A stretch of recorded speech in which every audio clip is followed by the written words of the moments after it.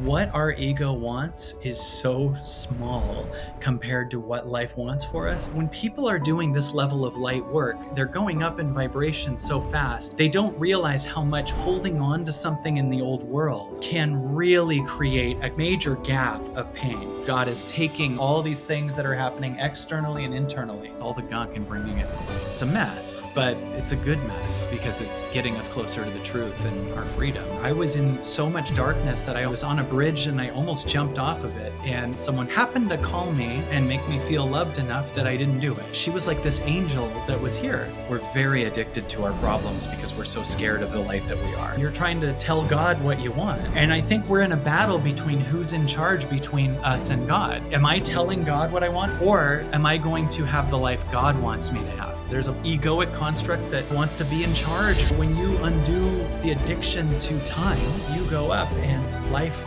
becomes miraculous because the light is so big that you're not stuck to one timeline. I'm so excited for this to come out.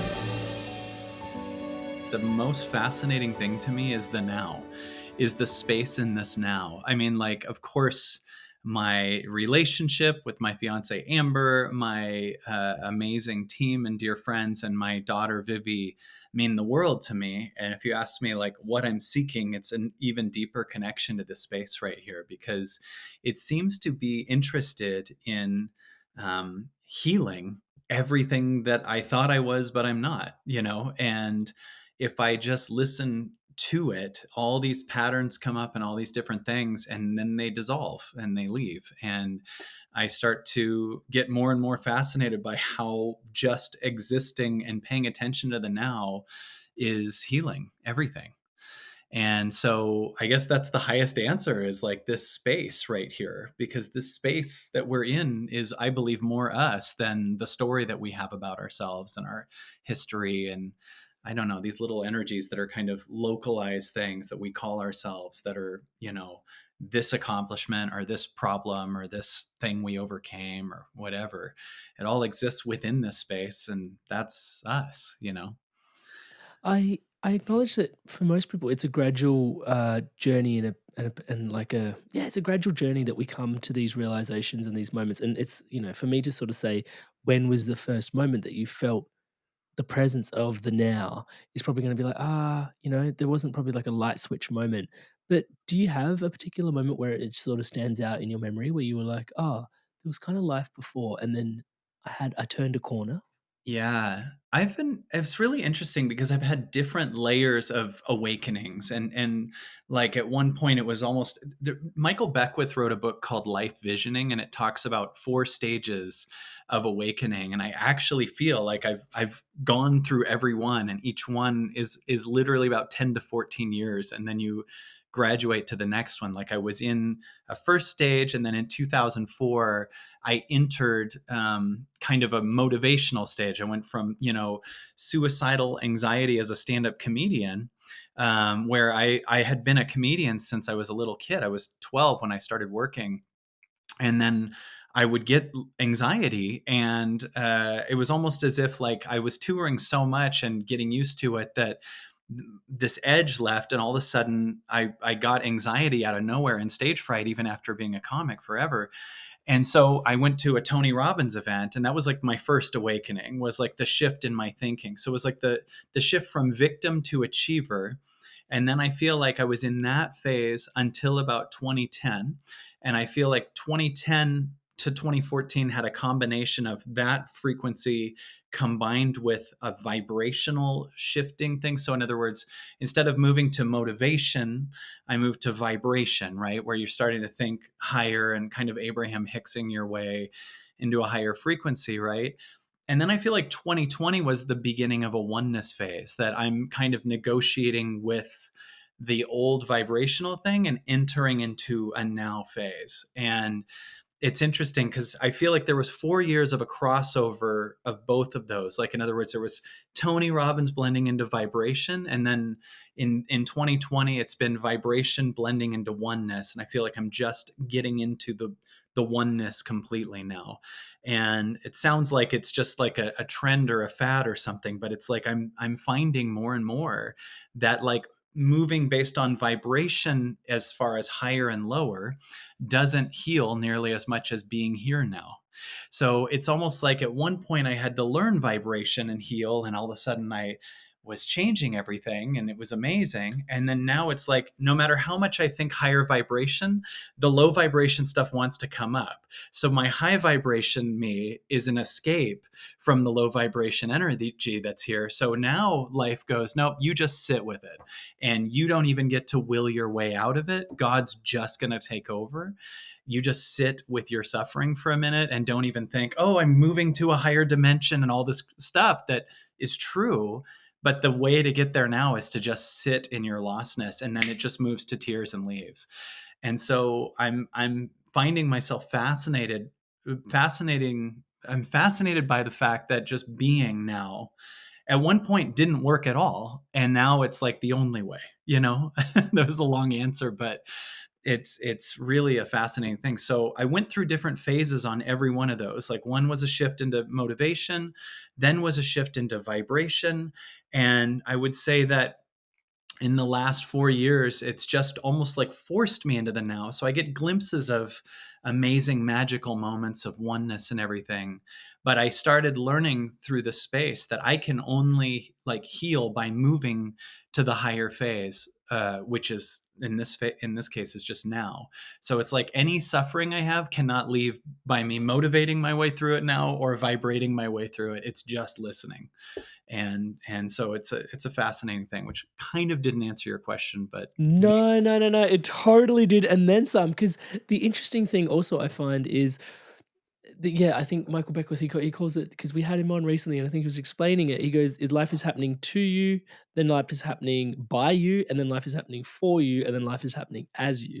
And I yes, love those four layers. yes, The interesting thing that always gets me about that, it's so helpful to have the model, because the different things that happened for you when you were motivating your way through things wasn't wrong, but it was super helpful for you at that point. And then when you're yeah, vibrating your way through things, which is level 3, like that's super right for you. And now, like, and it's interesting because I think someone could hear, like, from level 1, it's like, hey, like, they're in victimhood right now, and they'll hear someone like yourself just say, hey, like, I just need to be present.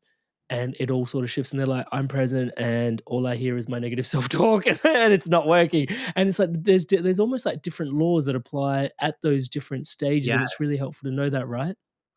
It's almost like gears on a bike, right? Like you can't start in 18th speed up a hill, right? So you have to start in first gear, and you really do need each gear. And it's a funny thing how we almost have a hierarchy, like one's better, but you need all the gears. And at one point you start to go, well, I'm moving faster now, so I have to be in this higher gear, and I can't move as fast going to the gear that at one point was something that I was ascending with. Now I'm going backwards, and now it just almost feels like an addiction, or a fix to not listen to what's here. But at one point, yeah, if you hear my content but you've never had an awakening, and I don't know, you don't know what I'm talking, like the first time I started suffering, I listened to Eckhart Tolle and I didn't get it. At one point, it was a really weird thing, because there was a time where the first thing I heard was Eckhart Tolle. I didn't get any of it, and now I teach it, in my own way. And like, it's such an interesting thing to think. It was like that didn't make any sense to me. Okay, I'm now, but all this suffering's here. So it was go into achievement and motivation, and go through, from suicidal anxiety as a stand-up comedian to #1 Comedy Central special. And then I'm like, oh, that's the answer. And then you're telling everyone in the world to focus on your outcome, and you're just like, don't realize how annoying you are, and telling everyone they need to go to Tony, and they need to do this motivation, and they need to whatever. And you just keep, and then eventually life goes, okay, you learn that, but you're in a higher grade now, and you can't use last year's grade to move. You can't go from second to third grade by using first grade tactics, right? So you start to learn, oh, life is so cool. It goes, I will always give you the next lesson, and it will be a level that you don't understand at first, and you will try your best to bring all your old ways. There was a time where in 2010 I went raw vegan for like a year, really, and it was world changing. And then in 2014 I had some hard times. I went back to raw vegan, and it didn't do anything. It made me like weak. And it was really interesting how it's like, yeah, it's never about the way, it's about your evolution. And we make a way our god. It's, oh, I meditate an hour a day every day and that's the way. And then at one point, like, well, all my problems are still here. So it's like, no, maybe I need you to let go of that way and learn a new way, which is so awesome that life forces that on us. Do you think more and more people are waking up at this particular moment now? Because your work is like spreading like wildfire. Touch wood, I sometimes sort of ironically look at myself as the, I don't know if it's ironic, but look at myself as the dead weight, like as the last one in line. And I'm like, if this podcast is getting somewhere, that surely the world is transforming because I was probably the last one to sort of end up here.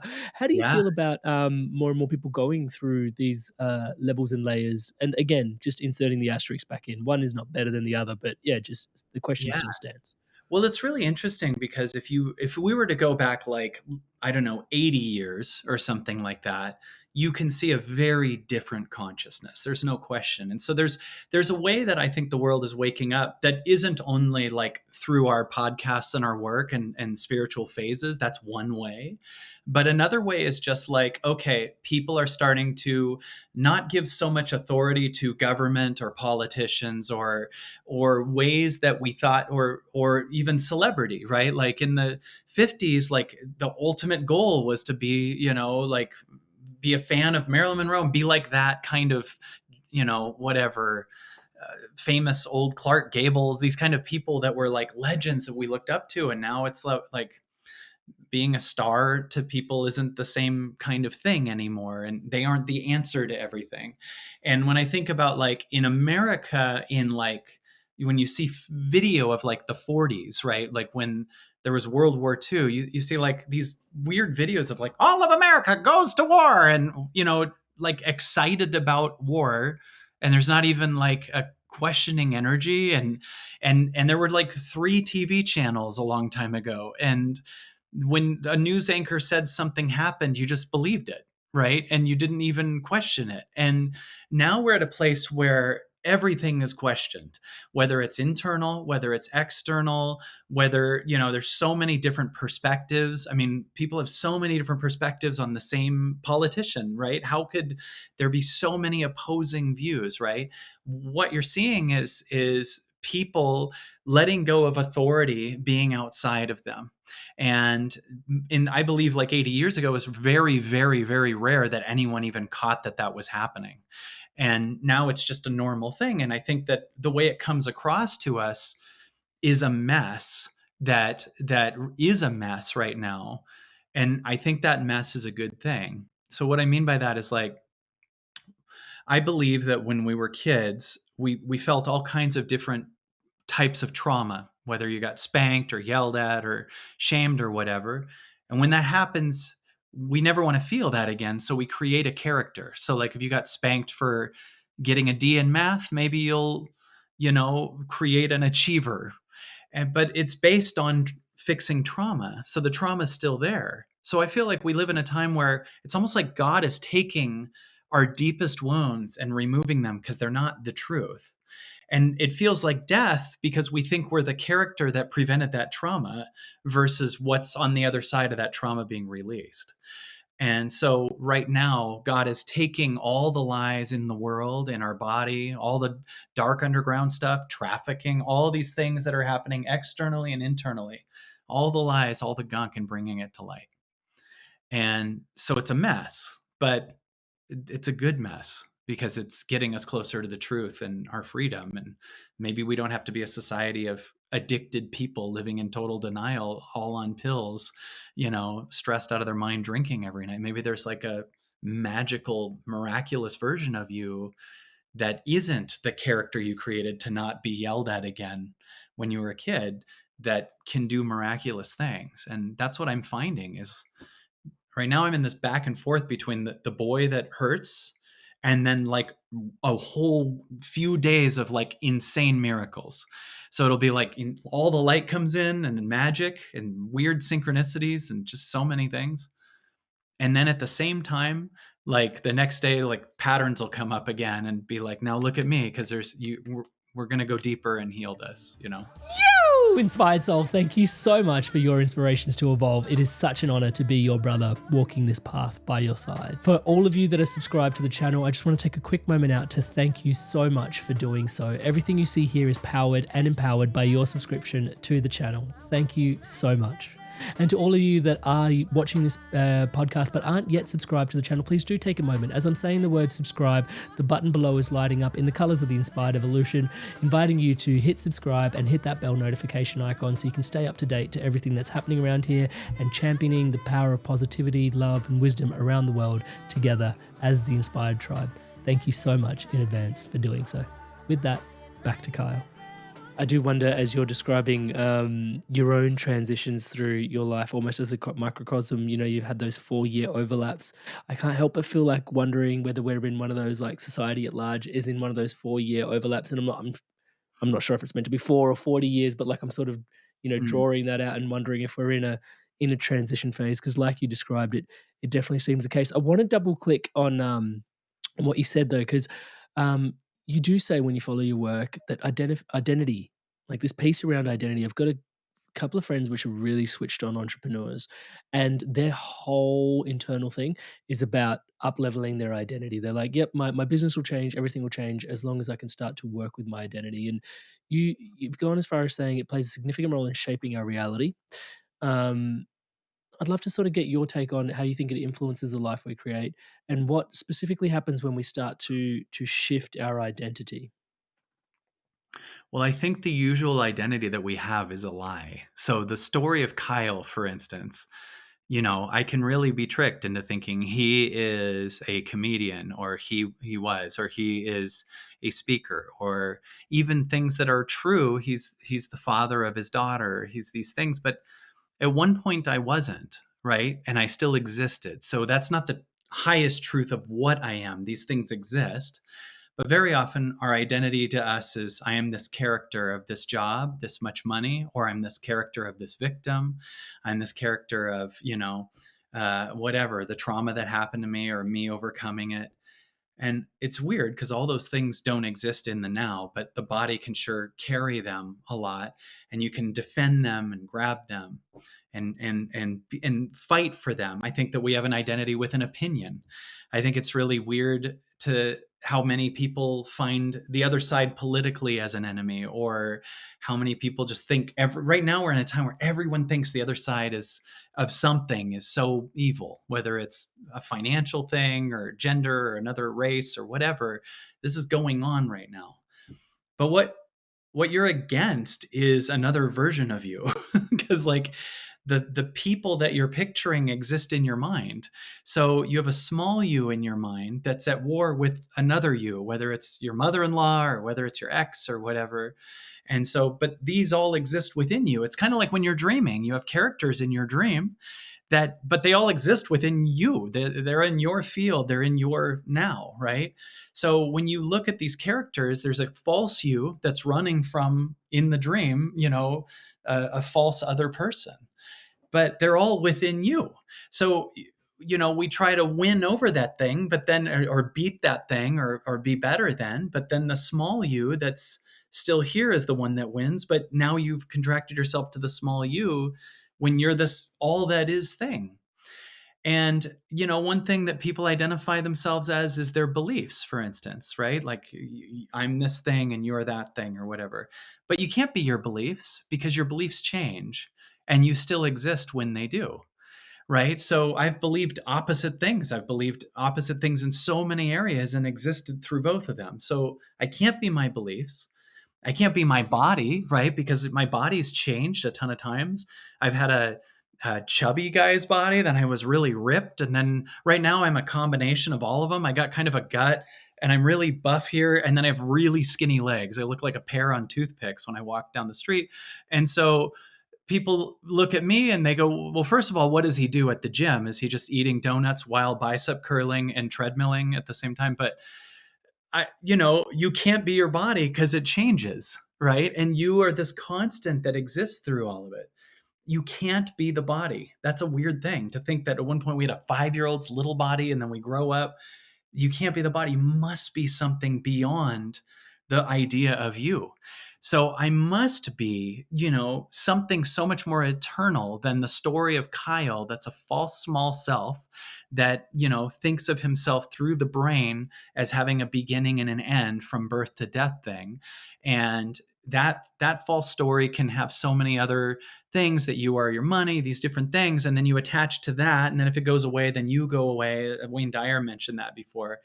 But the more I do this work, the more I'm just here, and the more those concepts, they kind of come up and they leave, and you start to go, oh my God, I've never known what I am when identified and connected to the truth of what I am.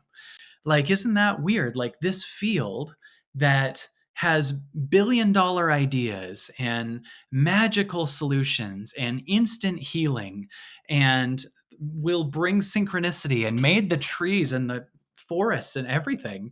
This space here, I would rather connect to than getting caught in the small 3D world of what's going on here and what they're saying and what this is. But if I fill up with the space, I can do miraculous things, right? If Does that make sense? So like, the more you connect to it, the more you're finding that you can do. Everyone that talks about this go, you can move mountains. I don't know why that's the ultimate goal to Yeah, people, but I but don't they know what do. mountains did to people. Something, something Like, along the way. yeah, I'm fine with where Everest is, so I don't know why that's the goal. I'm not here to move it to Chicago or something, but at the same time, like, like, people always say that every book, Course in Miracles, Eckhart Tolle, Yeah. when you realize what you are, you can move mountains. I'm like, is Which there how this I'm happy. easy? I'm happy with where they are.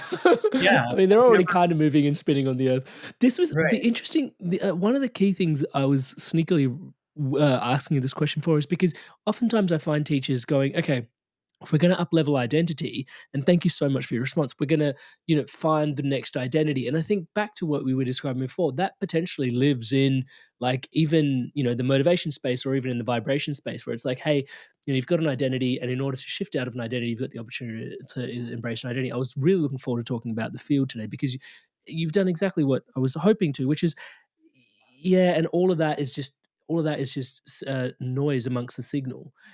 Can you just feel into a field and a space and just drop it? Because I think that's really remarkable what you're saying there. If you just stop and Mm, pause for like a little bit further, instead of just saying, "Hey, you can shift your identity by focusing on the next identity, focusing on the next identity," which is what most of my entrepreneurial friends are trying to. They're still ladder and runging, and their ambition is guiding there, which is nothing wrong with that. no, it's But necessary. nonetheless, your invitation here is just to sort of say, yeah, and we can cease the game by just allowing the the the space for presence to come through. I just wanted to double click on that for a sec because I think that's also where you start letting go of yourself, small self, like the zone for miracles starts to appear. Yes, because at one point there's an ego construct of the person that overcame his pain. At one point there's I'm the one that can vibrate my way out of it, or I'm the one that can motivate my way out of it, or whatever, and then that's who I am. And God's like, "Nope." Like, that was necessary. That was training wheels up and closer to me. But I believe more and more as I do this, there's no ability to define in words what we truly are. There's no way you could do it. It's so beyond anything that you are, and we don't realize something that is really the case. We're very addicted to our problems because we're so scared of the light that we are. We're very addicted to even our problems so we can overcome them, right? Like, we're addicted to, like, if you get good at vibrating your way out of a problem, well, then that role needs new problems to vibrate its way out of, right? And so, even though there's a lot of world of self-help that says, your story is your power, and you can use your story to make whatever, I just point out there's even though there have been so many insane experiences the story of Kyle has experienced, I'm none of them. Despite your Comedy Central, New York Times bestseller, amazing things, all those things, that I am so much more than all of that, and every person watching, only the ones watching, are too. Um, and I'm kidding for people that'll comment and be like, "He's had," but when you start to realize that if we would stop picking up our story, we'd realize that almost every accomplishment we've ever made hindered actually on having the story, right? Like, so in other words, if you, or the trauma, meaning like, so let's say you were bullied in high school and then you started a business to prove those bullies wrong.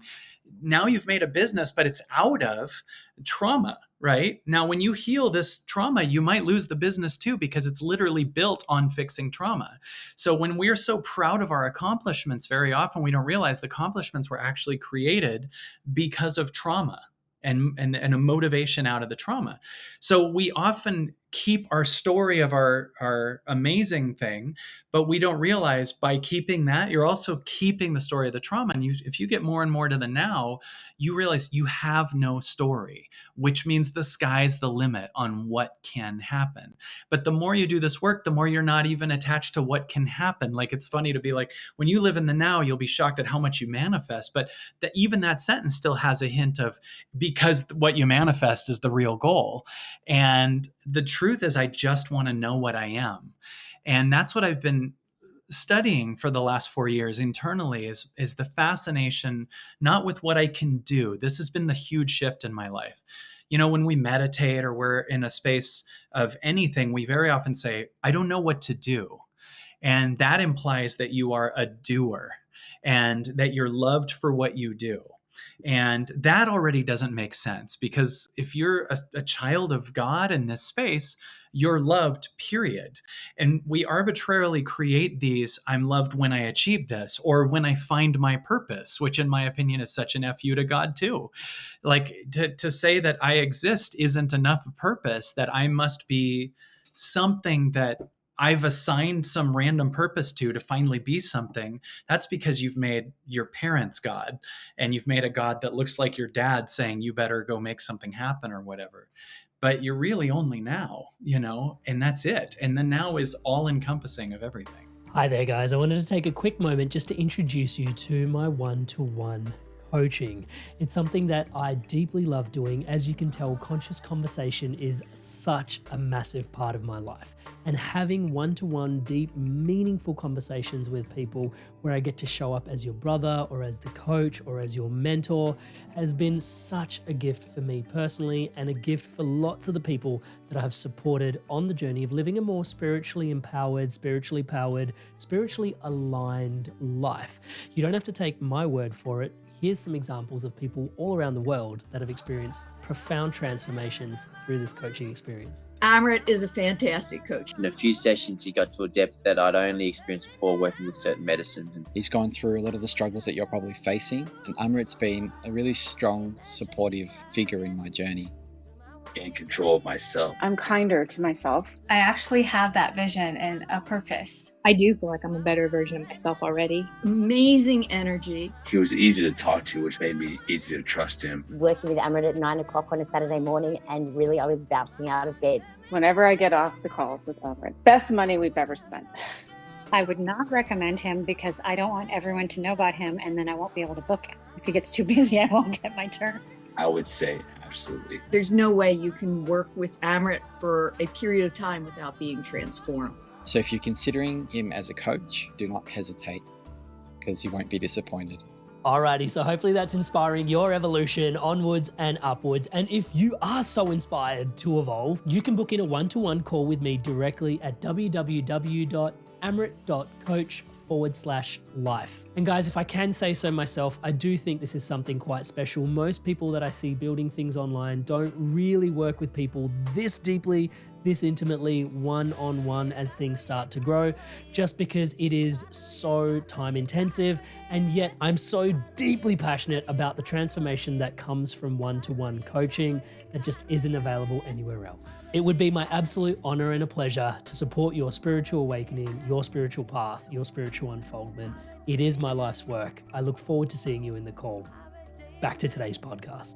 The purpose piece, I knew we'd get here, and part of me, because a lot of my current work that I do in the world is actually helping people align to discover what their values are, and then embrace them in a little bit of a deeper way. And I look at that as purpose, because I feel more presence in my life when I'm living in alignment to those values. But I'm also conscious at this particular juncture in the conversation that does feel like identity construct to some ways. It's just the most comfortable identity construct, and for me, it does feel like it's sacred because I feel like we all have a particular set of values that we're here to lessons to learn, values to live out. But I can appreciate where you're coming from, and like those are also an opportunity to heal everything. And if you just embrace the now, it all starts to hold space for everything that needs to shift in there. But I think we need to double click on that because the purpose is a huge conversation. And the way you invited in, it's rare that I hear someone share that purpose piece there, which is like, you're here. Purpose. Yeah. You're here. Sorry. So I'll let you. Well, you had told me, like, and I know you've talked about this before, you had painful moments in the past that motivated you to start this podcast in a way, right? Like, is that accurate? Was that a right way to say it? Absolutely. Absolutely. It was a rebound out of being career misaligned in so So many now ways and check this going. out. Do, Mm. do you think those painful moments were not in purpose? Oh, they were absolutely that. Yeah, I'm so grateful for them. I look back and I'm Yeah. like, oh my God, like that was exactly what was meant to happen. In fact, I go as far as saying that if it wasn't for those career challenges and misalignments, I wouldn't be where I am today. So I'm like, every time I meditate on them, I shower them with love. Right. So then that brings up this question: if our dark times are also in purpose, if our hard times, if our lazy times, if our off times are in purpose, are we ever not in purpose? Yeah, I've I had mean, that total existential crisis where I'm like, I'm a purpose coach, and then it's like, but no one's ever actually off purpose. What is your role, Amrit? And it's like, I right. guess I'm just a way marker somewhere around this word, just existing around here.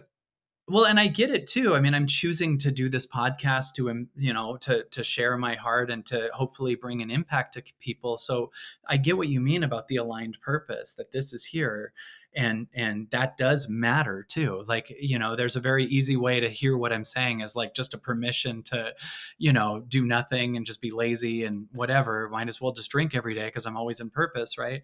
But I do feel that even if someone said that, some people, if their awareness is somewhat high, they could go, oh, watch, I'll just go party for a week and do whatever, and I'm in purpose. They will get probably tired of it, and then it'll like be in alignment and change them, right? So it just kind of still steers itself, right? It's a really exciting thing for us to take in. Like, no matter what, life will realign you. Life will take you to something higher. I mean, if you're someone watching this podcast, you already have awareness that's so high that life will, if you just let surrender happen and let things happen, you're gonna be shocked at how much more is possible and how much more magic is possible. Because I guess the higher you go up in vibration and the more you do the inner work, the more you meditate, the more your ego gets in the way. But when you're unconscious and you're not doing this work, the ego is totally necessary to build up towards that.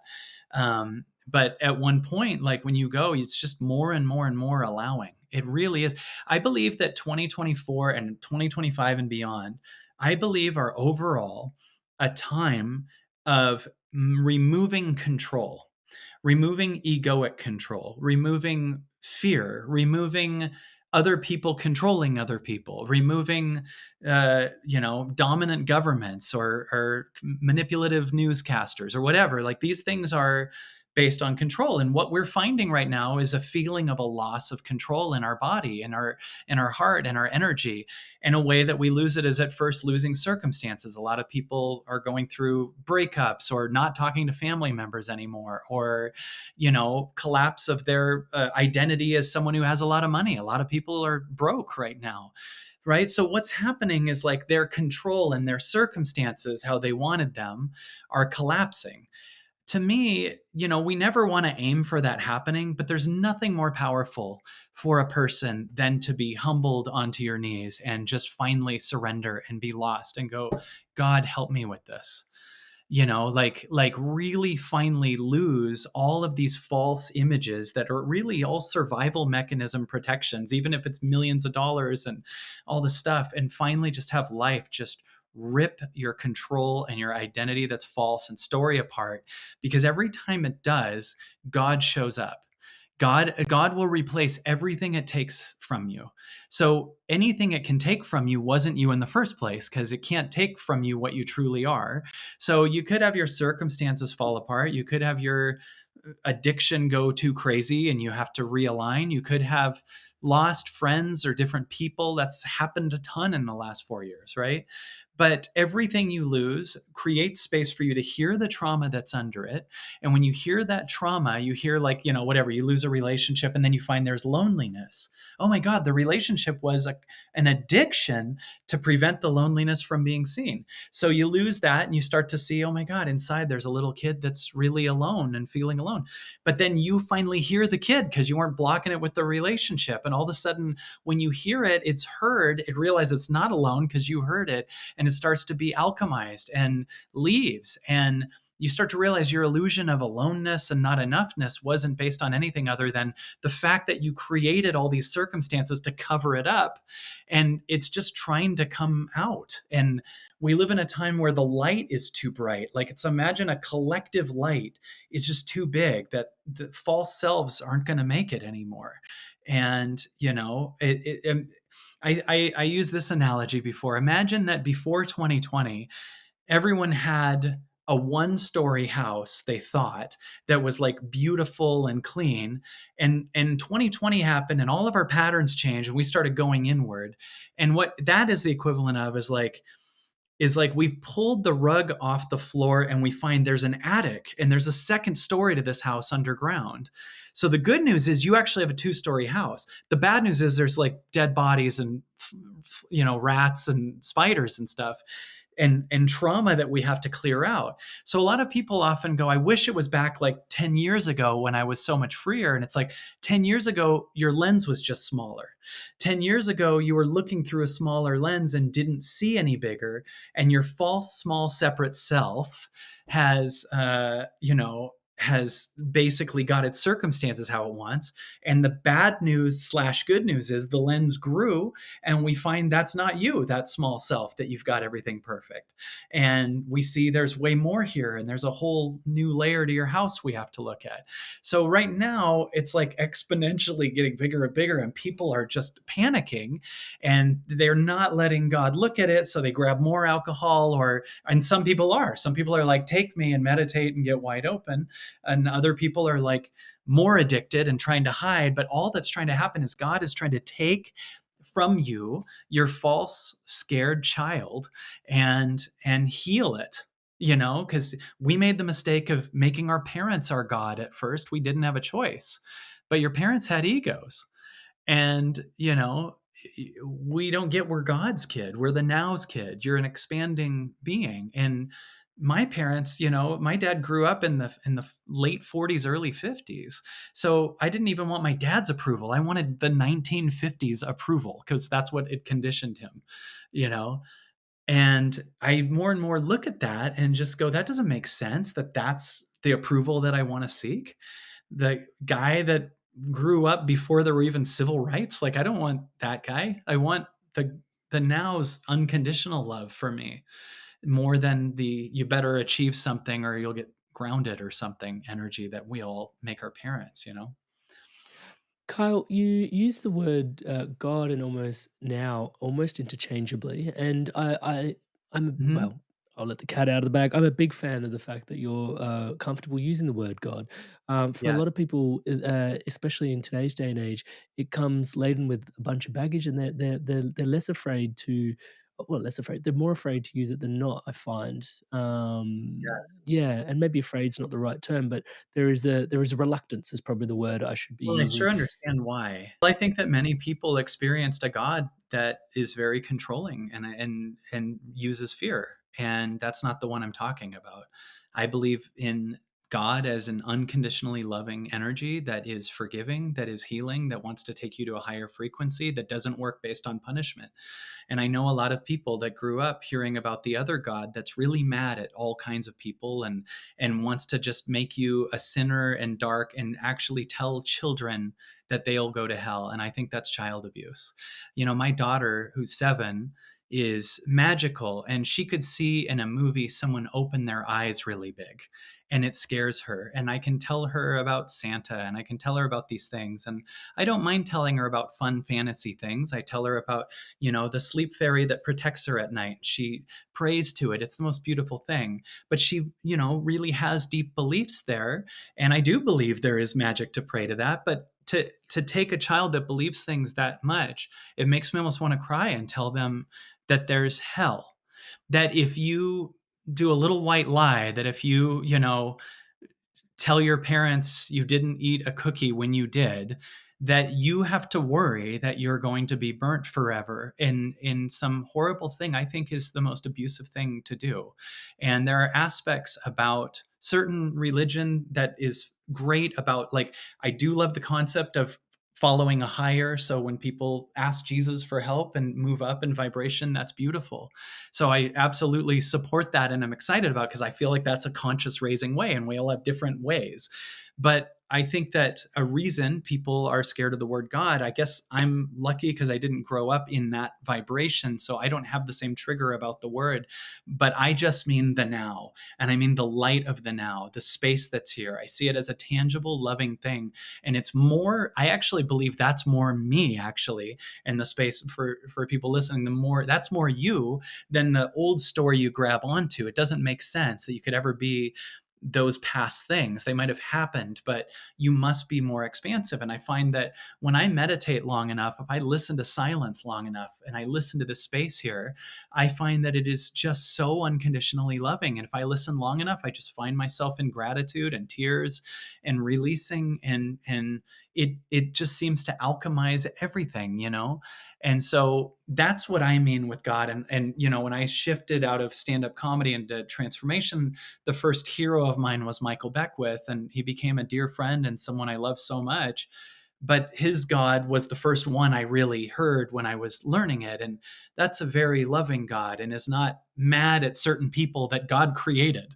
Like Bill Burr, the comedian, had a great joke where he says, I resent that God will judge me. It's like, dude, you made me, so this is your F up, you know?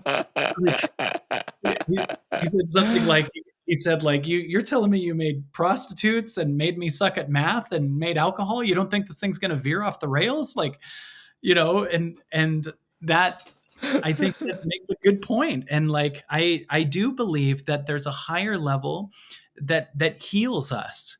And I believe that when we like bring ourselves to that light, it literally changes the energy and moves you into someone that no longer does the thing you feel guilty about or whatever else. And it's just about healing and moving to a higher level more than it is about, a lot of people try to change habits via shame.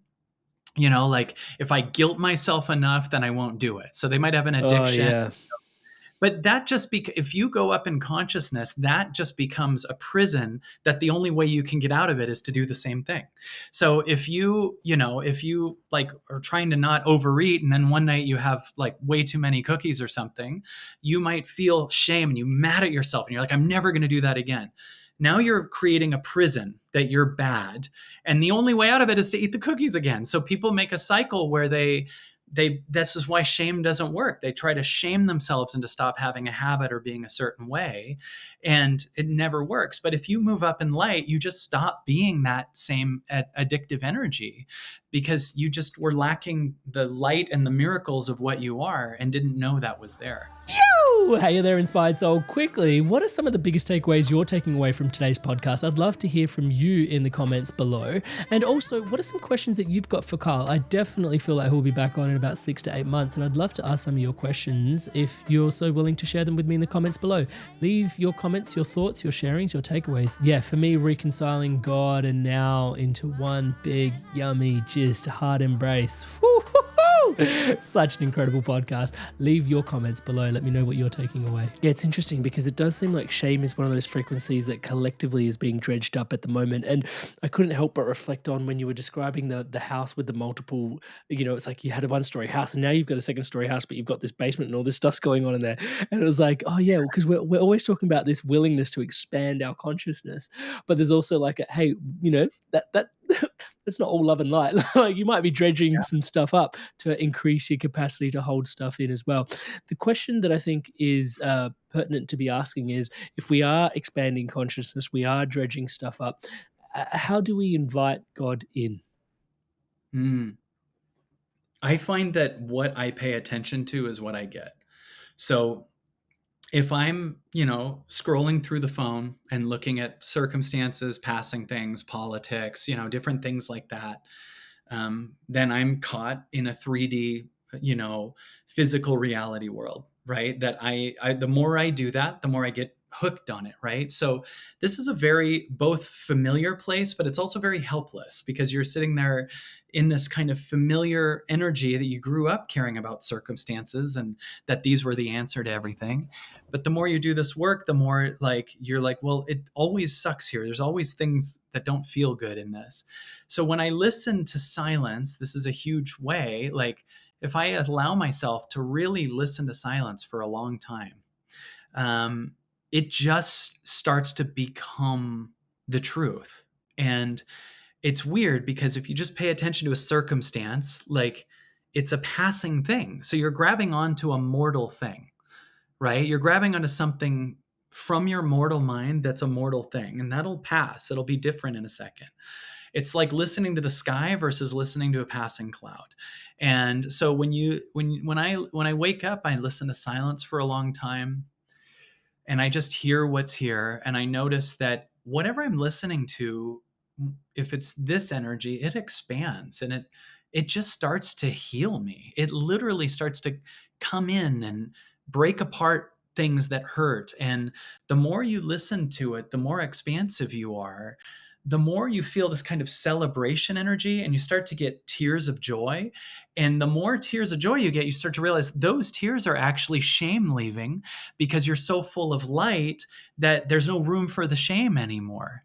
And the only way these things leave is through love also. So it's when you feel shame come up, you can have this energy that's like, I got to get over this or figure out where this came from. That stops it from leaving because you start to kind of want to self-investigate and you're trying to get over it. Now, as I said, I have a 7-year-old daughter. Now, wouldn't it be weird if when she says I'm hurting, if I tried to figure her out or overcome her or, get other people to like her, what she needs is to be heard and appreciated even in her pain.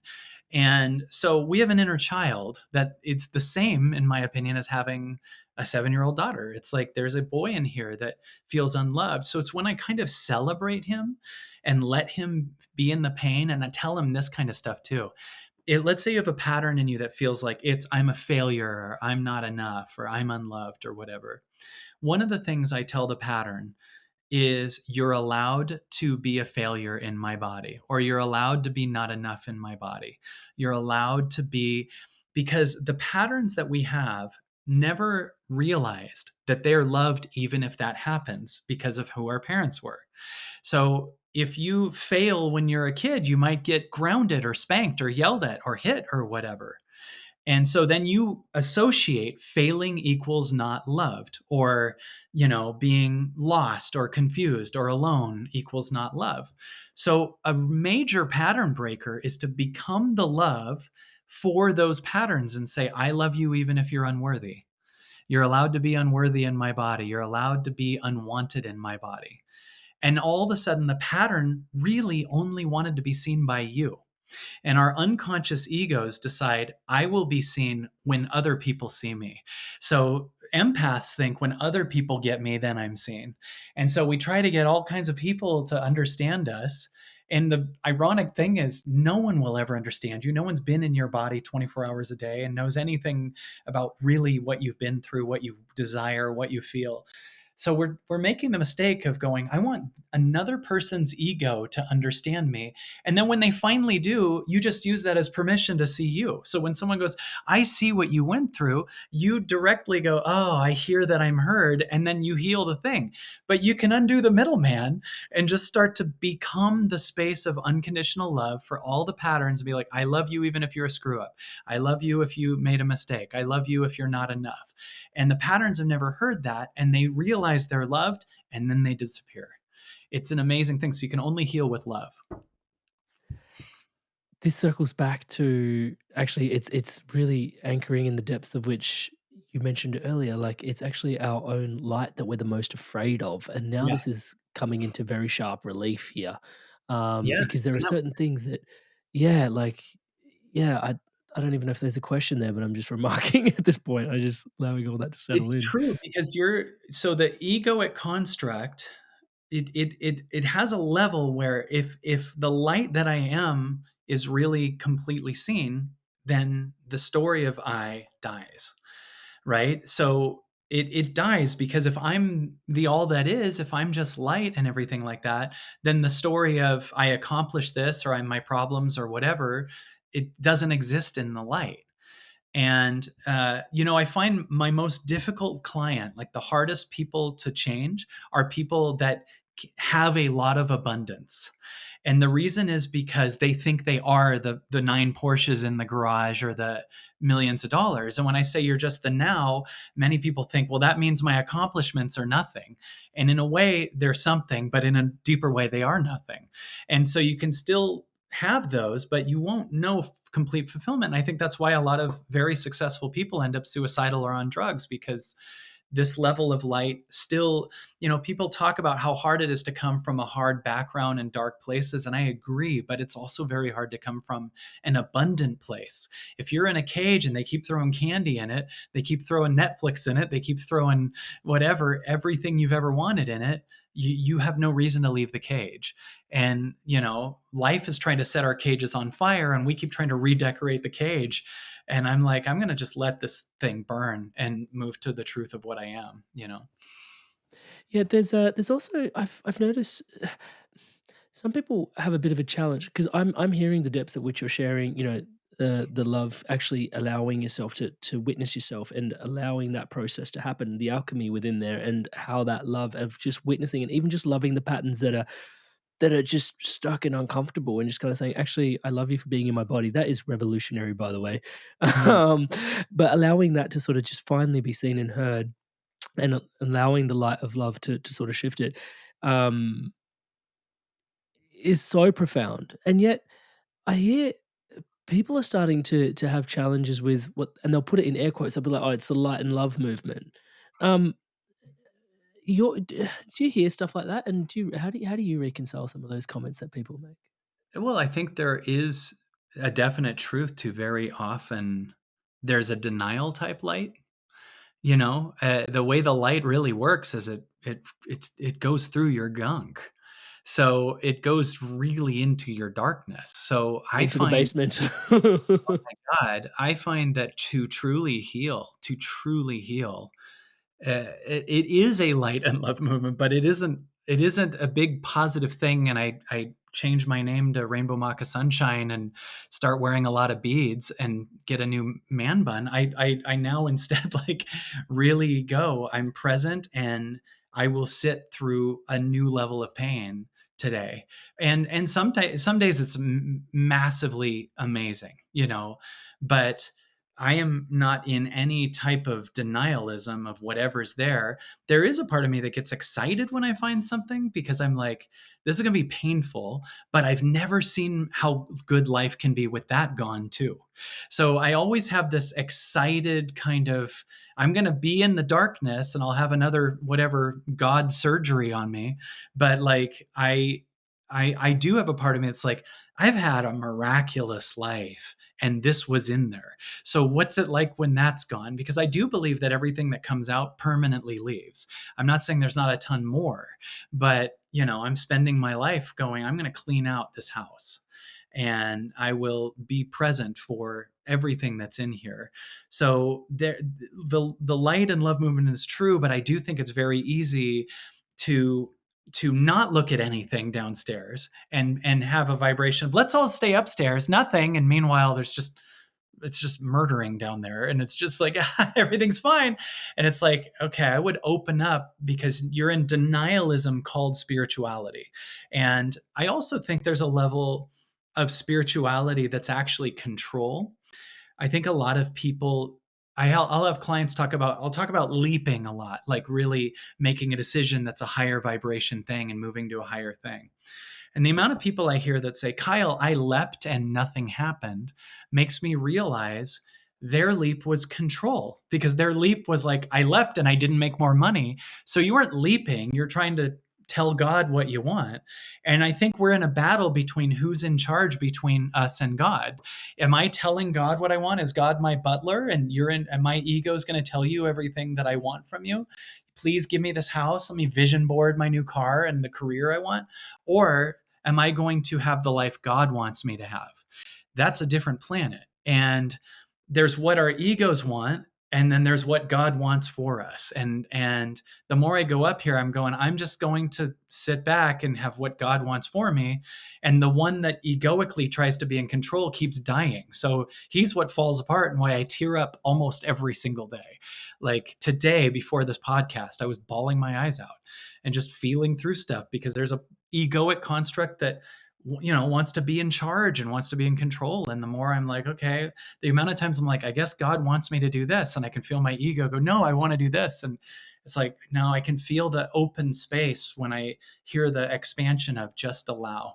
And the ego goes, but I want to fix this. And that's just allow. And so you shift from being what your ego wants to what God wants for you. And then you start to realize, if I'm following that, then I can't be the ego, right? Because the higher is telling me what to do. So the higher must be more me than the ego, right? And when I follow it, the ego loses more of its grip because it's not in charge and it doesn't have control anymore, and it dissolves. So you just keep following the expansion, and then watch as the ego, but, and just keep going. That makes sense. Oh, totally. And even a visual opened up in my mind, which I'm not always the most visual, so thank you for that.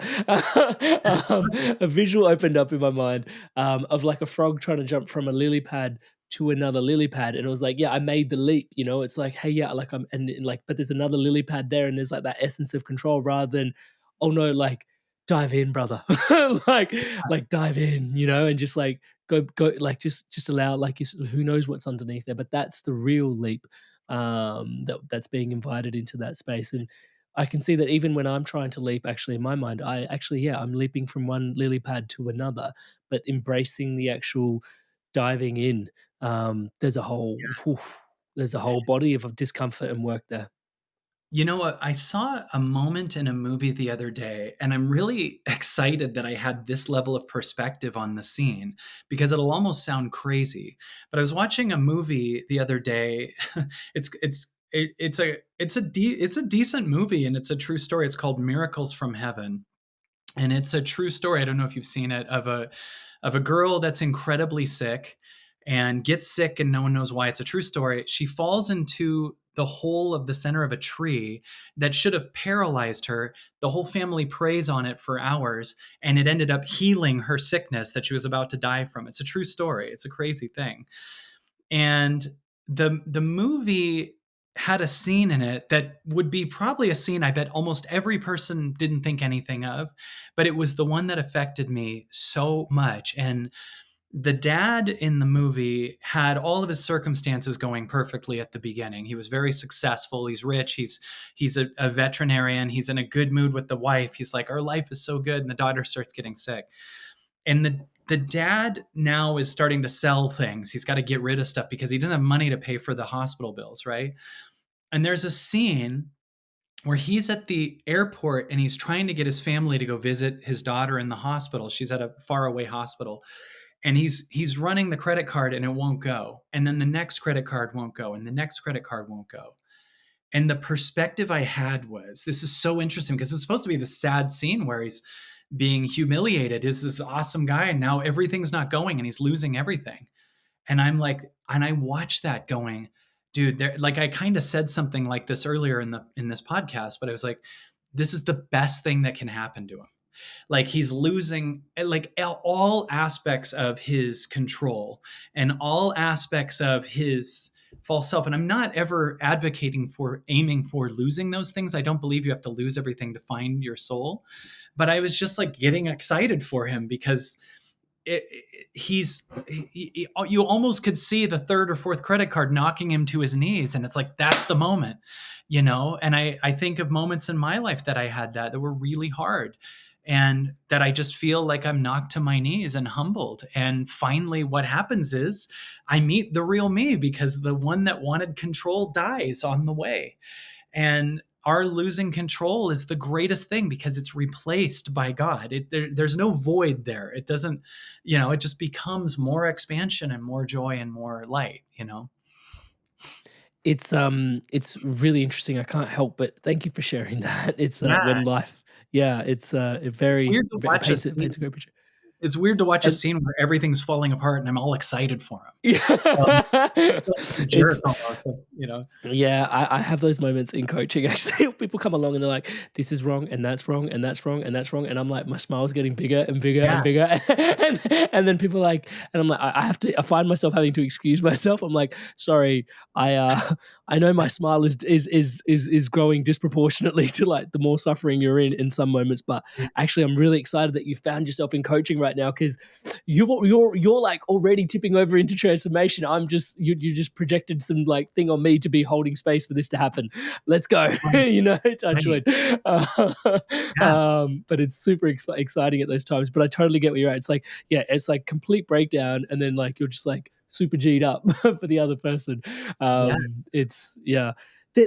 I wanted to zoom back out and also check in on something that you said before, because I think I've heard this now, and it actually is just coalescing from a few big podcasts that I've done recently, and this also being one of them.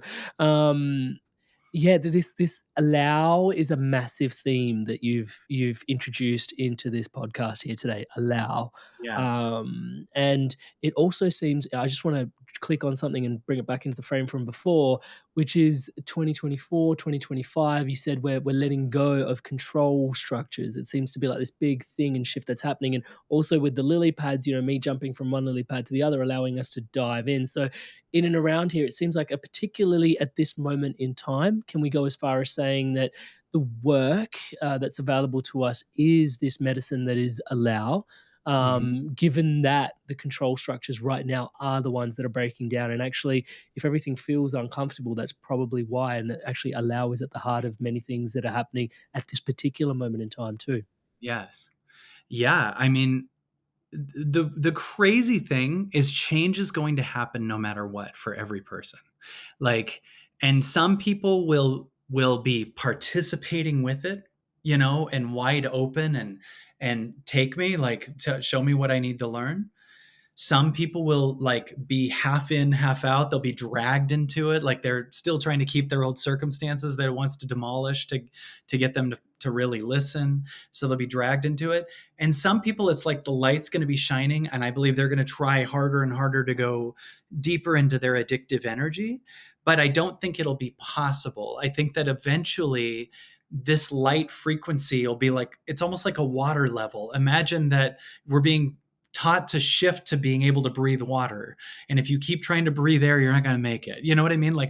And every time someone heals some trauma, it goes into the water and it goes higher. I believe that every person that heals is making the collective water level exponentially higher, not even 1 in 8 billionth higher. I believe that, if you read the Hawkins books, like the higher you go up in vibration on the Hawkins scale, the more like one person at like 700. If you don't understand what I'm talking about, check out Power versus Force. One person at a very high frequency at 700 supposedly counterbalances 70 million people under 200. So imagine that we're making a collective, like, higher water level where control just won't make it and fear won't make it. None of those things are the truth. Like, we really did cut ourselves off from God right at the beginning, and we didn't know it. And I think an analogy I made in a video that I'm really proud of that I just made. It's called How to Unlock Miracles on my YouTube channel. I said, imagine if angels like were stuck to alcohol and stuck to, like other people's opinions and getting advice from people that shame them and think that they're the family unit and that they have to stay in that, how they wouldn't be able to fly and be translucent or whatever angels do. If you were born, if an angel's born into a world where every angel has normalized being on pills, alcohol, drugs, and everything, they'd never even know they are an angel in the first place. And it just normalized being addicted to lose right away your powers and your magic. So as I do this work, I realize that like I think we're so miraculous, and I think the more you go up in vibration, I believe it's possible one person heals the entire thing. And I believe every one of us have that with the dedication, because the higher I go up, the more I think the world mirrors me. So as I go up, I find miracles go, okay, as I let go of that attachment to the thing, it suddenly heals itself, and as I don't try to fix egoically, but allow the higher vibration to do its thing, then everything falls off and heals itself, right? It does this magical thing. And I've seen that. I'm sure you have too. I've seen so many times with clients, like they'll have an issue with someone. They haven't talked to that person forever or whatever. They'll finally get over it, let go of it, heal it, let them move on. And the person will call them right after. I've seen, it's almost like I love that stuff. you know? I love that stuff. Yeah. Yeah, because it's mirroring you, right? So if you have an energy that like has to, in stress, fix all these things, your ego's trying to control it, and you're saying, God, you don't control this, my ego does. And so when you finally let go of it, the egoic aspect that tried to fix it dies too, and then all of a sudden God takes it. And it's when you're not expecting it, the whole thing heals itself, right? And I've just done so many things where I've just seen it heal itself so many times, that it's just like the problem is you're tied to that it shouldn't be. And when you finally release that, it falls out and then it heals itself. I feel like right now you're speaking directly to me in so many ways. I've been circling around this this little, it's almost like a koan that's appeared in my own self, which is I've got the ambition to try and become ambitionless. Because I've noticed, like, for the longest while I've been like, let's grow a podcast, let's grow this, let's try and achieve that, let's try and do this, and I've been working and toiling away at it. And then recently I'm realizing, you talked about Michael Bernard Beckwith's, like, it's almost like the different layers, and I've kind of gotten to this point where it's like, actually the ambition is actually kind of the thing that's holding you back at this particular juncture. And then it's like, okay, and I think I'll be vulnerable and share the exact rub, because it's like, okay, so but this is such a big part of the operating system at the moment, is like ambition. And it's like, cool, and so how do we break out of it? And it's like, well, oh shit, like the only way I really know from this particular vibration is to kind of set the ambition for no ambition. But you can already see how broken it all is, because it's like, back to the prison you mentioned, it's like you're trying to dig yourself out using the exact, like another cookie to try and get out of the, and it was like, I can see it, and this whole conversation once again is softening all the edges on that and just going, sure, like you can see it now, you can put it in a frame, and now that you can actually see it, I'm sure, God is allowing his light on it, and it's already shifting as more and more light goes onto it. But yeah, Yeah. that's just me with a vulnerable share to sort of share, like, the whole ambition No. piece is such a yummy frontier for me at the moment. That's just, deconstructing. Well, and so one thing I feel like sharing with you is you're very awake. Like it's so fun to have a conversation at this level with you. Like like I do feel each thing I'm saying, it's really exciting to see it hits you and you go, like, that's good. Like that makes sense. Cause I'm like, is this too weird or too far or too crazy? Touch wood. But Thank you for your kind reflection. yeah, of course. What if the ambition was totally necessary in the past, and then in the future the ambition will be in the way? Like what if it goes to now to move this podcast higher, or to move your soul higher, or maybe it wants to move your soul even past the podcast, or to I like, who knows, right? But like, what if I think that we always are here to do what we can to do the highest thing available now. And when we had something that was successful a few years ago, we can trick ourselves into going, that'll be the way again. But it's like, well, hold on. It's not evolution in the same realm. Because as I go up, the new thing that I find is a major help for me is to undo myself, undo attachments to certain things. So like I really haven't scrolled online at all for a while. And I used to be hooked on politics. I used to be really interested in that and who's going to win and all this stuff. And when I stopped at all doing it, I started just being present and noticing how many times I did grab the phone before that. And the presence started filling up things and being its own thing and purging actual fears that were under it. And then really high level, more effortless, magical content started coming through. And I'm getting a lot of comments lately on how different my content is now than a year ago. And I'll tell you the Can fact. agree. Can totally agree. I say sorry. I'm interrupting. Well, Shush.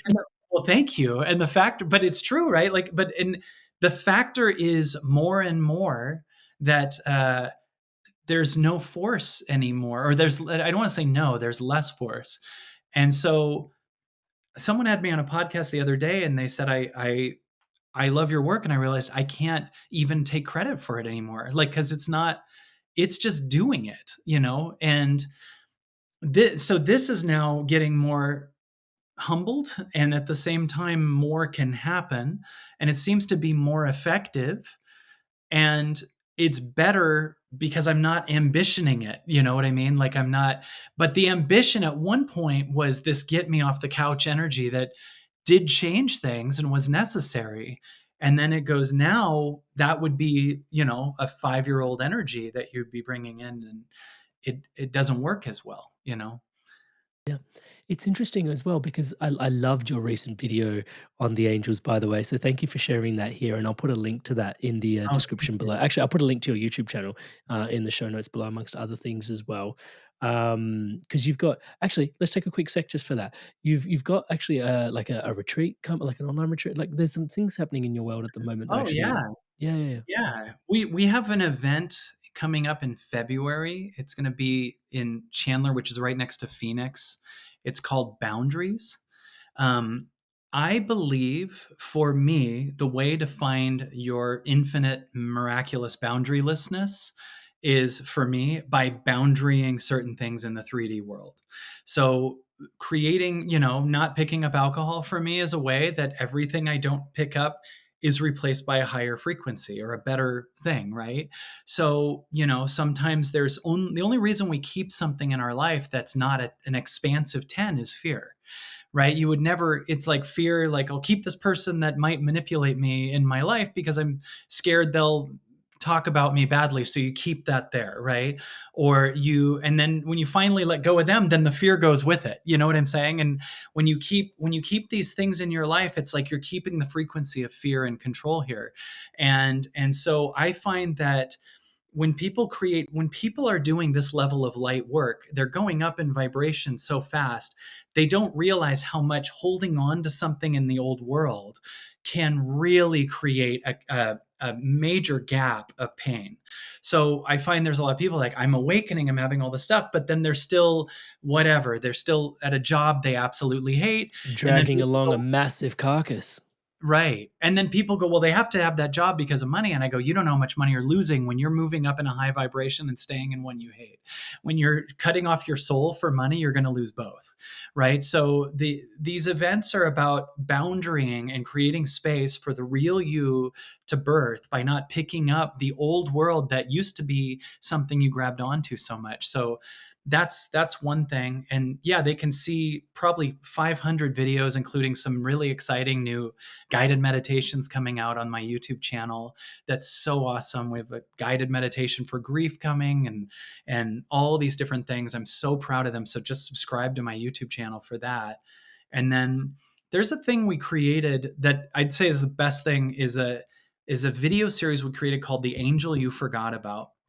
The reason it's called that is because there was a time 4.5 years ago where I was in so much darkness that I almost committed suicide. And I was on a bridge and I almost jumped off of it. And at the time, my friend and my dear friend, someone who's been in my life for a long time and works with me, Mary, happened to call me and hear me enough and make me feel loved enough that I didn't do it. And someone else, Kim DeRamos, said she was like this angel that was here. And I realized that this is a real thing, that like when we're in our darkness, we very often look at the level of the darkness and we look in the mud. And what I believe life is trying to do is get you to grab on to a higher ladder rung. So the angel you forgot about could be journaling, it could be a therapist, it could be a good space holder, it could be good content, it could be a good friend, it could be a tree. But we never grab onto the angel, we grab onto the mud and stay in the same frequency as the problem. And so The Angel You Forgot About is a video series that is a full 2-day event that we decided to sell for $20. So they can get a whole 2-day event that would have been like $1,000 product a few years ago, but I'm much more excited about making everything cost almost nothing now and get the masses to see it. And, so they can see that at kylecease.com/angel. And it's awesome. And then there's also our Absolutely Everything Pass membership site. Yeah, which has like you literally just put everything into it. Yeah, it's everything's in it. Like it has all of our past events. I do a live call Sunday that's usually a guided meditation. I do a Q&A Wednesday. We do hot seats. And this is a thing that is like, was at one point $7.99. We offered it to the public $3.99. Anyone that wants to hear it here, they can type in the word water and get it a year for $2.99. And it has literally live calls and shifting people, and you can be in the hot seat with me if you ask a question on it, and we shift people. It's crazy. And it's awesome. There's thousands of people, a great community of people that are so loving and supportive. And the biggest comment I hear about the Absolutely Everything Pass is I can't believe how expensive it is to not have it, because they spend it more on addictive things and, bad food. And then those are hospital bills and all these lower vibration things. So having an ongoing vibrational rising pays for itself over and over. And you don't spend your money on addictive things because you feel off. You start to actually connect to the field that gives you $1 million ideas and all kinds of other stuff. Right. So it's different. So that's at kylecease.com/everything.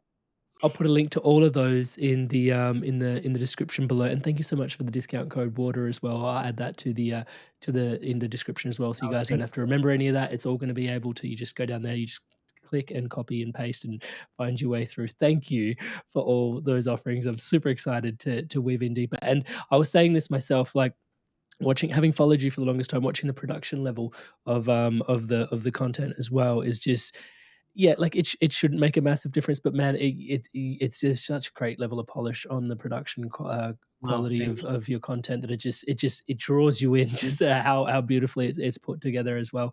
And it's super inspiring. Yeah. And I'll tell you, one factor of that is the content that's coming through now. I only do content that like is like pulling me off the couch. It's like a new frequency came through. So there was another video we were going to put out this week, and I was literally on my couch, and this thing was like, I texted my team, can you meet me and we shoot? And this video came through that is like my favorite. Like, it's really exciting. That one that's just how to unlock miracles. And I think that it's the frequency that spoke. And I felt like in that video, I didn't exist. I didn't remember what I said or what happened. I just felt like something spoke that through me. And that's what I'm trying to merge with. And that's why leaving ambition creates space now for it's just talking and doing it through me, I love that. I wanted to ask, in one of your recent videos, you talked about changing timelines. Can you explain that a little bit in terms of what's going on there? Is this what we've been talking about a little bit today in terms of, yeah? Well, a lot of people watching this might have a memory or a noticing that's happened lately of saying a sentence like this. Can you believe that was just yesterday? Like, do you notice how like yesterday feels like if it was 10 years ago, it would have felt like 5 months ago. Do you know what I'm saying? Yes, I do. Yes. Yes. Well, there's a reason I think that's happening. And I believe that, a lot of our memory is actually stored in our trauma. And as we keep healing, the trauma leaves. So a lot of memories go with it, right? So imagine a timeline would be the equivalent of, you think that you are the first floor of a building, right? That you have a goal. And in the next year, you're going to get to the end of that building and be number one in the building. And then in 2012, the elevator you were on started going up slowly, and in 2020 it started going up faster. And so now imagine each floor is a timeline, but you're just passing them. So you get these little moments of like, oh, that I'm going to start that business, and then the next day you're like, I don't want to. And then you're like, I'm going to write the book, and I don't want to. And you start realizing it's now taking you from a past and future. And the video you're talking about came from a year ago. There was a video that I saw where they had these people that were called remote viewers. And they said that they believed that through remote viewing, there was going to be insane catastrophe last Christmas time, 2023 in America, that they were, they had all the remote viewers got the same vision, right? They said that it was going to be this explosion of these like dams in our electric grid and all this stuff. And I made this video about timelines. It's like, well, they believed that in September, that in December something will happen. But and that will in that timeline, but you're going to be in a different timeline by the time you get to December.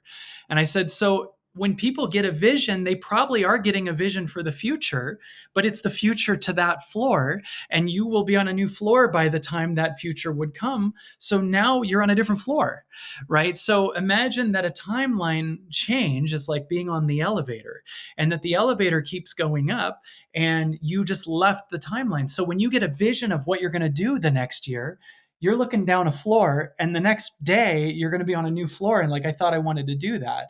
And a reason people are going, why is so much happening in a 24-hour period now, is because the light is so big that you're not stuck to one timeline. And the light is just lifting you up and it's healing you. And if you have less trauma in your body in a week from now, you're going to have a whole different reality than right now. So what you predict will happen in a week from now could be right, but you could go up 5 floors and see a whole new future, because you're now moving faster than the predictive timeline that you're seeing, which is why it's getting harder and harder to start things and stay with them.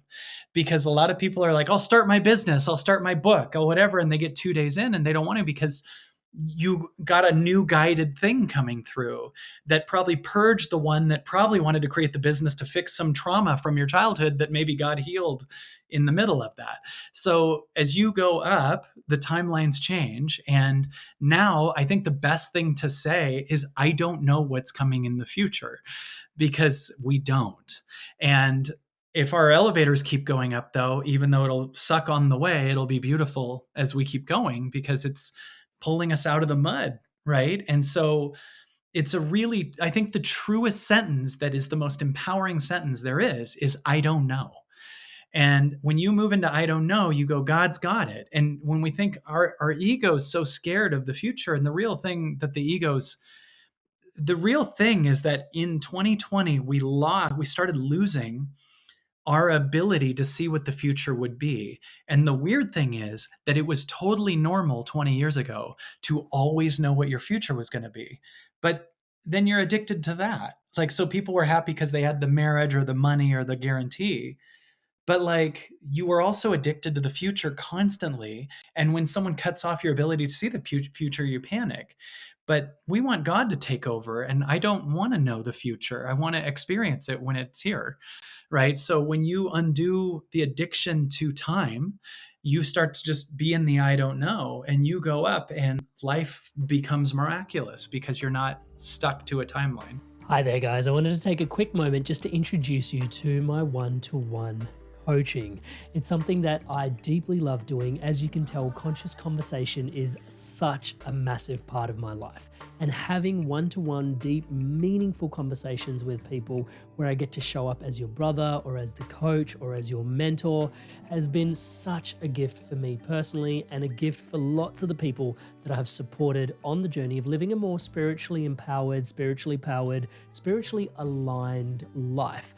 You don't have to take my word for it. Here's some examples of people all around the world that have experienced profound transformations through this coaching experience. Amrit is a fantastic coach. In a few sessions, he got to a depth that I'd only experienced before working with certain medicines. And He's gone through a lot of the struggles that you're probably facing, and Amrit's been a really strong, supportive figure in my journey. in control of myself. I'm kinder to myself. I actually have that vision and a purpose. I do feel like I'm a better version of myself already. Amazing energy. He was easy to talk to, which made me easy to trust him. Working with Amrit at 9 o'clock on a Saturday morning, and really I was bouncing out of bed. Whenever I get off the calls with Amrit, best money we've ever spent. I would not recommend him because I don't want everyone to know about him and then I won't be able to book him. If he gets too busy, I won't get my turn. I would say absolutely. There's no way you can work with Amrit for a period of time without being transformed. So if you're considering him as a coach, do not hesitate because you won't be disappointed. Alrighty, so hopefully that's inspiring your evolution onwards and upwards. And if you are so inspired to evolve, you can book in a one-to-one call with me directly at www.amrit.coach/life. And guys, if I can say so myself, I do think this is something quite special. Most people that I see building things online don't really work with people this deeply, this intimately, one-on-one as things start to grow, just because it is so time intensive. And yet I'm so deeply passionate about the transformation that comes from one-to-one coaching that just isn't available anywhere else. It would be my absolute honor and a pleasure to support your spiritual awakening, your spiritual path, your spiritual unfoldment. It is my life's work. I look forward to seeing you in the call. Back to today's podcast. The interesting thing about going up on the elevator as well, which I'm just going to quickly clarify, is because with abundance work, and I know you've got an incredible documentary on the illusion of money, which I can't believe we've come this far. We haven't even talked about that. There's another podcast probably is waiting to have it. Touch wood. But the interesting thing about that is there's that metaphor I think you've probably heard is like in manifestation work, which is, hey, like you go to the restaurant and you order a dish and the universe will prepare whatever dish you want. You just have to, okay, look, I come in and it's like, I'll have Caesar salad, thanks. And you go in, you ask for the Caesar salad, and then you watch someone else having a dish and you kind of like, and they're having like a lemon tart, and you're like, actually, and your Caesar salad's being made, but you take a moment and you kind of go, oh, actually, lemon tart looks pretty good. Maybe whip us up a lemon tart instead, and then they'll go get a lemon tart. Meanwhile, that person's had the lemon tart and they're on their way. And then you're like, oh, lemon tart's good. Actually, I'm running out of time. Actually, maybe just swap that out for just a coffee. Thanks. I'll just have a coffee. And then meanwhile, they're short, because the universe will deliver everything you want. But it takes a moment. But you've flitted between what you want so much that nothing's really arrived because you haven't been consistent. So I just wanted to sort of reconcile that a little bit, because we're also, like you said, the timelines are shifting so fast and you're kind of in this space where you're shifting but then also calling things in to some degree requires a level of focus and dedication, is what manifestation work would lead you to be. But then when I look at your work around the illusion of money, it flips a lot of the manifestation stuff on its head, and maybe this is where some of that stuff is getting flipped. And I just want to give maybe just a moment of airtime to reflect. Well, here's a question. What would you rather do? Would you rather, like at a deeper level, I know that most of us would probably say A, but really go deeper. Would you rather go into a restaurant and order what you want? Or would you rather go into a restaurant and the restaurant goes, I have better for you than what you want? And you just make yourself receptive and open and let me show you. Because what our ego wants is so small compared to what life wants for us and how much more could happen. Here's a good example of that. When I was 24, I was a very successful stand-up comedian. And I always get this vision that if you ask that 24-year-old what he wants to be when he's 47 years old, he'd be like doing stadiums as a comic. Now, if you took that 24-year-old, go, I'm going to show you what you're going to be doing. And it's like me helping mainly women feel their feelings. I'd be like, what happened? Like, I'd be like, this doesn't even look good to you at 24. You'd be like, I've become some Mr. Rogers, Eckhart Tolle, everything I make fun of at 24. Everything I became is what I was making fun of in my 20s. I thought of self-help as just this arbitrary, weird thing. I thought, until I needed it. And all of a sudden life took me on a journey that was so different than my plan. Right. And so it's a funny thing if you just so you know, you'll be, sitting with people at an ayahuasca retreat and they're wearing robes, and you'll hold space for them after they meditate or whatever. You're going to teach people boundaries or all these things. That this is so much more exciting than what I thought I wanted. But if you showed the 24-year-old this is what's coming, I'd be so upset. He'd be so sad. So he would have not ordered this. But as I opened my heart more, God matched it and goes, here's now what you're receptive to as you get older, right? So a way that I see it is like, you open your heart to, you can place some orders sometimes, that's awesome.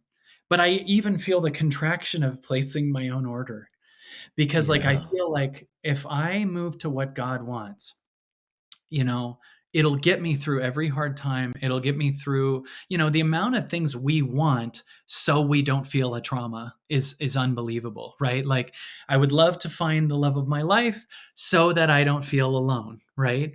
I'm really lucky because I'm in the relationship of my dreams right now. And I think the factor was I finally got to a place where I didn't care at all if I was in a relationship ever again. And so it was finally in that place that God's like, now you're receptive. But I think if I got her when I really wanted a relationship, I would have screwed this up. You know what I'm saying? Right? So like, it's a really surreal thing how it's a mirror of where you're at and your receptivity. So it's a matter of just getting open and not knowing and making this field that you're in enough, that this field is enough. This is just as good as, making $1 million or being number one or whatever. And then it heals everything. And then life, law of attractions, that now that you're whole as is, here's the relationship, here's the love, here's the money, whatever. And you get to a place where it's normal that it's coming in, not exciting. Exciting implies I can't believe this, which means I don't really believe this, right? But when you're finally open and ready and free, it's a whole different thing, right? So I want to go to a restaurant that knows better what I want than I know, and goes, instead, don't order, let me, you notice at the best restaurants they do have that. At the ultimate restaurants, they're like, don't order here, the chef will make what they make, right? Because I was about to order a hamburger, Yeah. now a chef's coming in, Yeah.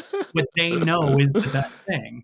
That's kind of God. It's like, we're looking at a menu that's 2 pages, and God has a 1 billion page menu and knows what's better for you. And you're sitting here going, oh, the hot dogs. And it's like, dude, shut up.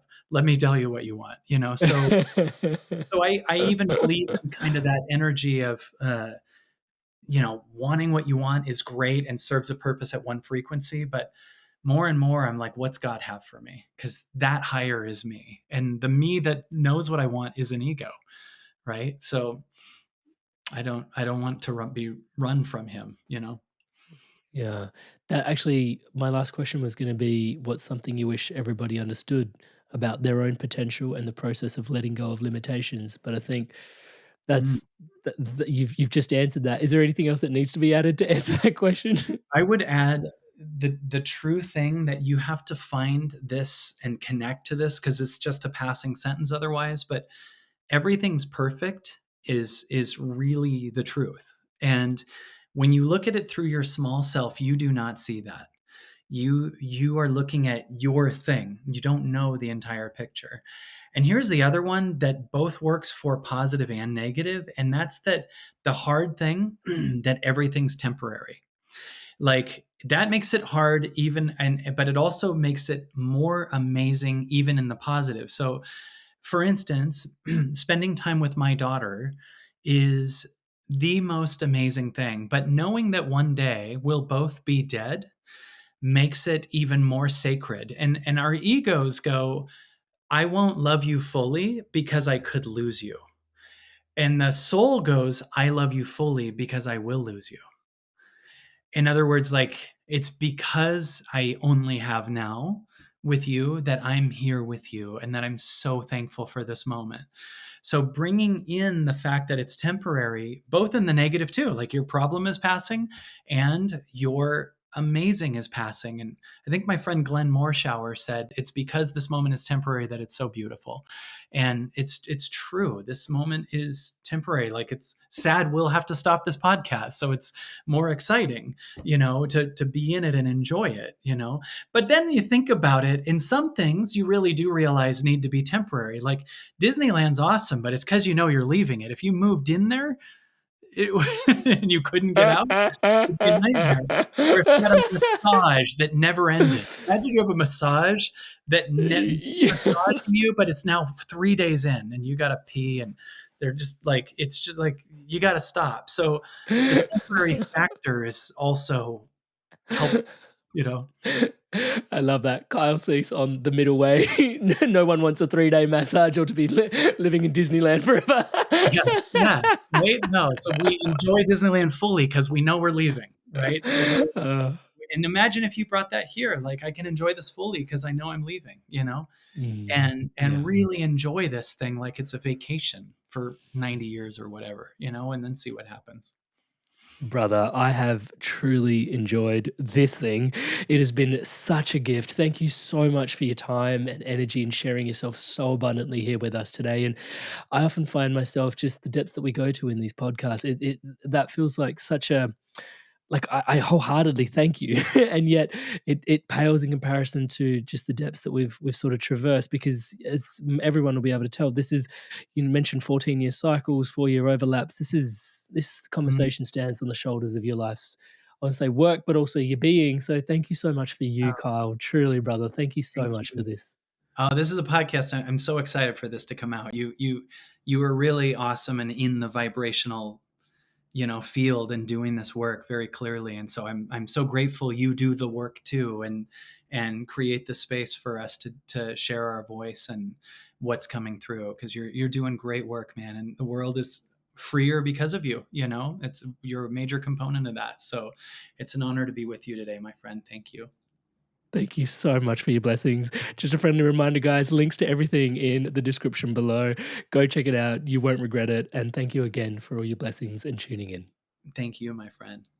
I'm so excited when people with good hearts that are doing the spiritual work have kids. We like going, you know.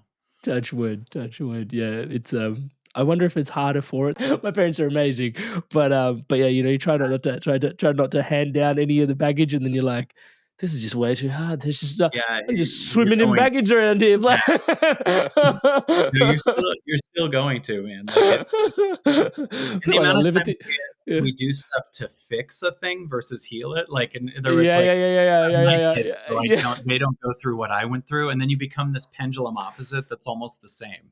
Yeah, right? And it's actually, it's weird that, because the opposites are actually the same frequency, just at other ends of the spectrum. So you still inserted the disc, you know, and you're like, oh, yeah, totally. Because whatever you try to not be, you're actually aiming for. So it's a weird thing.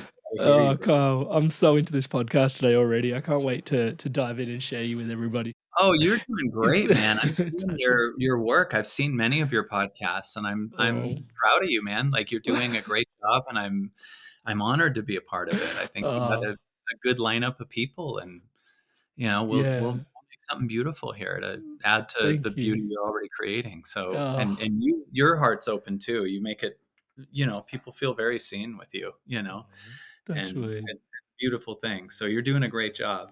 Thank you for that epic reflection. You inspired soul, you made it through to the end of another incredible episode. Kyle, just absolutely phenomenal, and what an incredible podcast to be a part of. Now, just reminding you guys that everything you see around here is powered and empowered by your subscription to this channel. So thank you all that are subscribed to the channel. Thank you so much. And to those of you that are considering subscribing or haven't yet subscribed, as I'm saying the word subscribe, just a quick little click. The button below is lighting up in the colors of the inspired evolution as I'm saying it. Please do take a moment, click subscribe, hit the bell notification icon. 2 episodes like this coming out every week. And you'll be abreast of everything to keep your inspirations flowing and yourself evolving. Onwards, upwards, and inwards, as we like to say. Now, on screen, to continue your inspired evolution journey further, are going to be episodes that the YouTube overlordic algorithmic thing has decided are actually your favorite watchings next from here. So go on, take your pick and make a click, and I will see you in the next one. Thank you again.